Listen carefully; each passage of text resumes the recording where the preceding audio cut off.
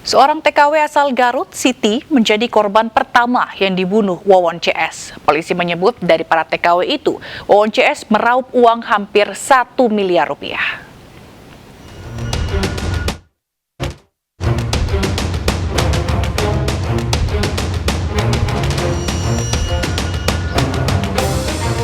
Polisi mengungkap 9 korban pembunuhan berantai di Bekasi Cianjur yang dilakukan oleh tersangka Wawon CS.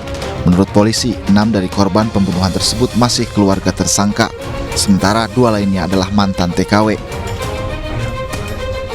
Korban pertama adalah mantan TKW bernama Siti, yang didorong ke laut oleh Noneng yang merupakan mertua Wawon. Jasad korban dimakamkan di Garut. Korban kedua adalah Farida, ia dibunuh oleh tersangka Wawon dan dikubur di dekat rumah tersangka di Cianjur. Korban ketiga adalah Noneng, ia dibunuh oleh Duloh setelah diantarkan oleh Wawon.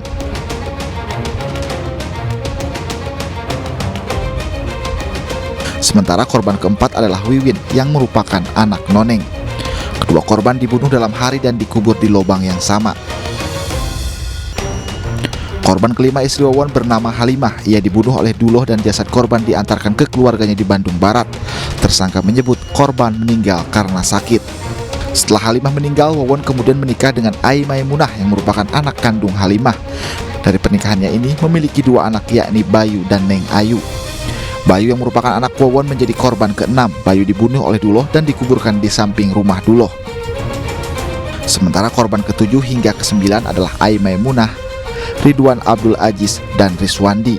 Korban diracun di rumah kontrakan di kawasan Bekasi, Jawa Barat oleh tersangka Duloh. Dari 5 orang yang diracun, 2 diantaranya selamat, yakni Dede Solehudin dan Neng Ayu. Namun belakangan, Dede Solehudin ditetapkan menjadi tersangka bersama Wawon dan Duloh. Dede ikut minum racun untuk meyakinkan para korban lain. Dari pengakuan tersangka, mereka menipu korban dengan janji bisa meningkatkan kekayaan dengan menggandakan uang. Menurut polisi, para tersangka meraup kurang lebih 1 miliar rupiah dari para korban. Polisi terus menyelidiki pembunuhan berantai ini termasuk mendalami adanya motif lain selain ekonomi. Kemudian terkait dengan dana-dana, kita masih mendalami hasil keterangan daripada tersangka, mungkin kurang lebih 1 miliar aja. Itu masih kita dalami lagi, jadi belum tuntas. Ini masih kita dalami, ini kan baru 2 hari yang lalu, ya. Baru 2 hari yang lalu kita akan dalami. Jadi penyidikan kami ini sifatnya berkesinambungan.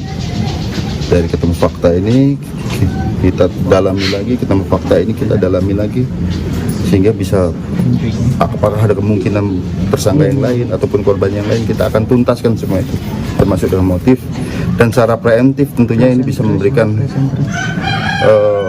waspadaan pada masyarakat agar tidak mudah terjebak dalam pola-pola kejahatan atau modus operandi yang dilakukan oleh tersangka ini.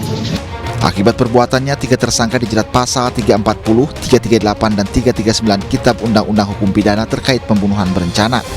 Penyidik Polda Metro Jaya juga membuka posko aduan di Cianjur, Jawa Barat untuk menjaring terduga korban penipuan atau bahkan pembunuhan Wawon CS yang lain. Tim Liputan iNews melaporkan.